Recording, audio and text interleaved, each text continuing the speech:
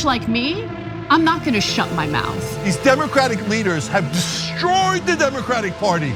They have betrayed Democratic voters, and they have betrayed this country. They almost all get money from the Israeli lobby. If they see this video, they're like, outrageous. You're telling me that I'm not supposed to take those legalized bribes? How long have you been in Congress, you bitch? No, this is America. So go ahead and kiss my American ass.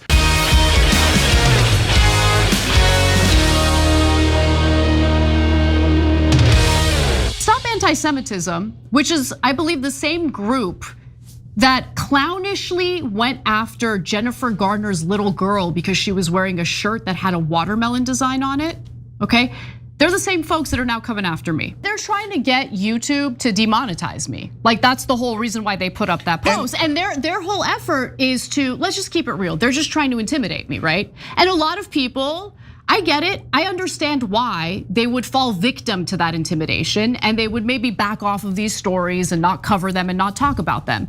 But with a bitch like me, I'm not gonna shut my mouth and I'm not gonna be intimidated. As an American who's protected by the First Amendment, who is tasked with doing a job that requires me to dig in, not get scared and run away. Like a little bitch, right? I'm the kind of bitch that likes to dig in. And I'm not gonna be intimidated by someone who has far more concern with a foreign country as opposed to our country here in America. I'm an American, I'm gonna look out for America. One of these knuckleheads was like, I can't believe your first words on air after October 7th was goddamn Hamas. Wait, how is that a bad thing? Thank you for showing that we were outraged after October 7th, right? And then when you flipped around, you as in Israel, then murdered 60 times the number of civilians, had 60 October 7ths, 60. Murdered 500 times the number of children and started to starve a population in its entirety. Collective punishment, obvious genocide. You don't get to hide behind, we're protecting people against bigotry. No, you are the bigots. You are the bigots who say that a Palestinian life is worth nothing and you should get to slaughter them endlessly. And if anybody complains, take away their money, take away their jobs, take away their freedom on behalf of Israel. No, this is America. And if you come for Americans like this, at some point, all of America is gonna rise up, and they should. And we should realize that Israel is not an ally. They're a force within the country that is constantly robbing us blind. They've already taken $310 billion from us. And when you ask them why, they say, you owe us. What the hell do I know you for?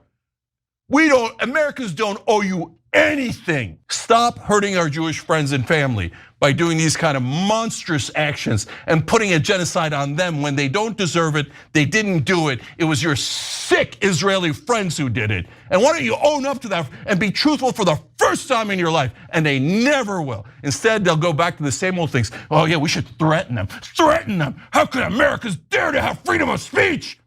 You must end America's freedom of speech on behalf of Israel. But hey, me burning your constitution for a foreign government, if you complain, you know what they're gonna do? Anti-Semite, fire him, arrest him, take away his livelihood, make sure you destroy all of Israel's enemies, but you're not allowed to say it. Well, we just said it. So there's two different sets of folks here when we talk about Republicans. First, there's the non-Trump Republicans who are all in a panic over this because they're like, oh no, our corporate donors, our beloved corporate donors, we were feeding them and they were giving us legalized bribes. What are you doing? We're supposed to give away the money for nothing at all. The American taxpayer shouldn't have anything. No, only the corporations should get the money for free. No, it's a robbery. It's been a robbery the entire time. Then for Trump, is there hypocrisy there? Yeah, of course there is. Michael's absolutely right. It's not just the tax cuts or the tax breaks. The oil companies get $35 billion a year in subsidies. For what? For what? You're the most profitable companies in the world. So Trump is like, oh, Intel, okay, that for whatever reason that suits his purposes. Meanwhile, since the oil companies bribed him to no end legally, they gave him endless money. Now he's like, oh yeah, don't 11 billion, I want steak, that's good, and I'm telling you as a fair person, I love that. The $35 billion were given for no goddamn reason to the oil companies, I don't want any steaks. No, I don't want any shares of ExxonMobil or all these companies. We've been giving them $35 billion a year for endless period of years. You know how long we've been giving them subsidies? 100 years. They've been robbing us for 100 years. They're the most profitable companies in the world. And you know what we've gotten out of it? Nothing. So I love this trend. I love that the corrupt Republican politicians and pundits are crying over it, but it should be done across the board. You get a portion, you get shares in return, and then you sell it. And if we started actually bringing in revenue for the American taxpayers that way, that would be amazing. It's pretty unusual for a high-ranking Democrat like yourself to withhold the endorsement of your party's nominee for candidate for New York City mayor. So what are you hoping to hear from him that you haven't yet? I don't think we've withheld an endorsement. We are engaging in a conversation about the future of New York City. The only thing that could maybe help me gain a modicum, not much, a modicum of respect for Hakeem Jeffries is if he just had his mask off moment and said, listen, one of my top donors doesn't like that Mamdani doesn't want to visit Israel as mayor of New York City. So I'm not going to endorse him because I follow orders from my donors. Just say it, just be honest. But Hakeem Jeffries sitting there talking about, I'm worried about affordable housing. No, you're not. No, you're not. How long have you been in Congress, you bitch? You've been in Congress for so long. What have you done for affordable housing? Don't sit there and lie to us about how you want to do something about housing. The Democratic Party in Congress has been absolutely useless on the issues that they purport to care so much about. So do not deflect and tell me, I'm too busy with the housing issue. Take the policy out of it. I want to have a deeper discussion about whether or not we live in a country that values the democratic process. Because I heard a lot from Democrats about how important it is to protect our democracy. But when it's convenient for them, or when they're faced with a appear that the Democratic voters are hungry for something different. And that's what we need. You know, I'm hard on the Democrats. And when I say that I'm hard on the Democrats, I specifically mean those in positions of power who have abandoned their voters, who have not done right by their constituents, who are corrupt, who are feckless. We need to stop providing cover for them merely because they're Democrats. You can't change these issues unless you admit that you have a problem. And right now, Democratic leadership is a problem. Democratic politician who's inconvenient for them. All of a sudden, democracy goes out the window. The will of the people doesn't matter. Look, I'm excited about the fact that it does appear that the Democratic voters are hungry for something different. And that's what we need. You know, I'm hard on the Democrats. And when I say that I'm hard on the Democrats, I specifically mean those in positions of power who have abandoned their voters, who have not done right by their constituents, who are corrupt, who are feckless. We need to stop providing cover for them merely because they're Democrats. You can't change these issues unless you admit that you have a problem. And right now, Democratic leadership is a problem. So Supreme Court just ruled on this, and they gave Trump almost everything he wanted. They said, okay, normally the Department of Justice is independent. A lot of agencies like the Consumer Financial Protection Bureau is independent. And these guys do a lot of things, but they also go after white collar criminals. And Trump's like, I don't want their independence. I don't want to go after white collar criminals. And then he pardoned a slew of people who were charged with fraud, financial fraud. And so he's like, no, I don't want any cops on Wall Street. I hate cops on Wall Street. I hope me and my donors get to do whatever we want on Wall Street. So the Supreme Court said, okay, fine. They no longer have independence. You could fire them, et cetera. But the one place where there's still independence is the Federal Reserve. And so Trump goes, oh, okay, thank you for giving me 95% of what I wanted, a giant power grab. Now I can just control the Department of Justice. So now what I'm gonna do is I'm gonna start a fake case against Cook because I don't like that they didn't lower interest rates. And why is he picking on Cook? Out of all of them, who knows? But the fact that she's an African-American woman is probably a part of it. If that hurts your feelings, I don't really care, okay? So it doesn't matter. I don't care if he does it to the whitest dude in America. He's not allowed to do it.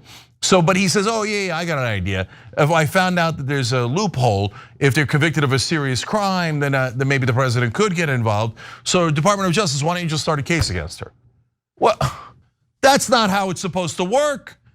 If you find a case and somebody's done something wrong, nobody's above the law, right? But if you say, yeah, I want that political opponent, or in this case, economic opponent, charged, go find me a case. I mean, again, tin pot dictator. This is stupid. This isn't America. Okay, and if you're a right winger and you hate any kind of principles, well, you better hope that no Democrat wins. And if going like this, you might think, oh yeah, authoritarianism, I love it, I love it. I wouldn't want any democracies where the stupid Democrats can win. I want to rule forever. Okay, yeah, but then you're not an American. Go live in a different country, okay? But if the Democrats get a hold of this power, they could use it just the same. And they could go, oh, here we go, all my political opponents, MAGA X, MAGA Y, right winger there, Republican there. Oh, I just happened to start a whole bunch of cases against you guys. I told them to go investigate you, and they dug and dug and dug. Oh, look at that, back in 1987 you did this, I'm coming after you. So the whole thing's a sham in the first place. So now the Justice Department has no independence, they're going to investigate her. She hasn't even been charged, she hasn't been indicted. Trump just said, I want her investigated, and I want you to look into it. And the Justice Department's like, I don't know, maybe something about her mortgage. We don't have anything to charge her with. Trump's like, good enough, you're fired. But that's not a thing, you don't have that power. So this is unbearable. He keeps telling you, I don't care about your stinking laws. I don't care about your stinking constitution or your stinking democracy. I'm not gonna listen to any of these laws. Well, then you're not the president, because the president has to abide by the law. You're a wannabe dictator. One thing all of us in this room agree on is that the crisis in Gaza is urgent. This resolution is focused on the humanitarian crisis and makes clear that it must be addressed as the emergency that it is. As I've always said, we have to center humanity in this conversation. Your opinion, my opinion doesn't matter. What it matters is this is the Democratic National Committee. They're supposed to represent the Democratic voters. And the Democratic voters are crystal clear here. 92-8, you can't ask for more. What do you need, 94-6? Doesn't make any sense, that's it, super clear. So of course, the DNC voted against their own voters. Against 92% of their own voters. Why? I have a very simple explanation. By the way, I read a number of mainstream media articles about this, and none of them even mentioned this as a factor. Not even a factor. Corruption, they get money from the Israeli lobby. They almost all get money from the Israeli lobby. That is a legalized bribe. Here's money from Israel or from Israel supporters, and you are to do what Israel commands you. And they're like, oh, this is a conundrum. I mean, 92% of our voters want it. And they're like, a conundrum, that's a good one. We never do anything for our voters. Why would we change it now? High five. So the corrupt crooks at the DNC are like, no. Israel, we love you. We're so worried about the anti-Semitism. God, what do you mean anti-Semitism, brother? They're murdering Palestinians right in front of our eyes. They're starving Muslims to death. How about Islamophobia? Are you worried about discrimination against Muslims when Israel goes, I don't care about Muslim lives? I'm gonna slaughter them and take their land? Isn't that bigoted against Muslims? No, shut up. You didn't bribe us, shut up. I'm only concerned about, not Israel. Of course, it's actually Israel. They're not concerned about anti-Semitism at all. At all, they're giant liars. They can't say, oh, my pockets are stuffed full of cash from the Israeli lobby. So they say, oh, I'm so concerned about anti-Semitism. I'm so worried about bigotry. Oh, bigotry against Muslims, slaughter them, slaughter. Here, in fact, here's money. I'm gonna make it rain so you can murder as many Muslims as you like. And my voters don't want it, who cares? Who cares? I'm a corrupt Democrat. That's what they just said to you. What drives me crazy, we'll talk about this more later, is that then a bunch of Democratic ass kissers who are hosts on cable news and elsewhere will try to convince Democratic voters, no, Democratic leaders should betray you. They should never listen to you. And if you don't bow your head to a bunch of crooks, you're supporting Trump. No, why don't you clean up your own house so you can beat Trump, so you can beat Republicans, so you can actually represent your own voters. But for Democrats, that is a bridge too far. Like if they see this video, they're like, outrageous. You're telling me that I'm not supposed to take those legalized bribes? Do you know how much they're offering? They're offering hundreds of millions of dollars. We're gonna get fat on that. And our greed for that outweighs our concern about stupid Muslim lives. Slaughter away, starve away, okay, as long as I get the cash. He talks about, we have to center humanity. I don't know what that means. So there's garbage talk about centering things. Well, where's your humanity? Where's your humanity? They're starving them to death. Where's your goddamn humanity? Oh, no. Oh, what we should do is, he said it's unacceptable. Then he said we should accept it. If you fund a genocide, then you are accepting a genocide. That's not complicated at all. But he says, it's complicated because we're all getting bribed. And so if I want my bribes and I want you to, and I want to pretend that I'm doing something, I'll call for a two-state solution. Brother, we've been calling for a two-state solution for 50 goddamn years. Okay, just please, if you're not gonna do anything and you're gonna be complicit in a genocide and you're gonna say the Democratic Party should fund ethnic cleansing, which is exactly what you're saying. It's exactly what you're saying. When you say that, please spare us. Don't insult our intelligence and say, I have done so much. I did a fake resolution that declared absolutely nothing and then I took it away. Shut up. I'm sorry guys, hey, I have an apology for you. This is important.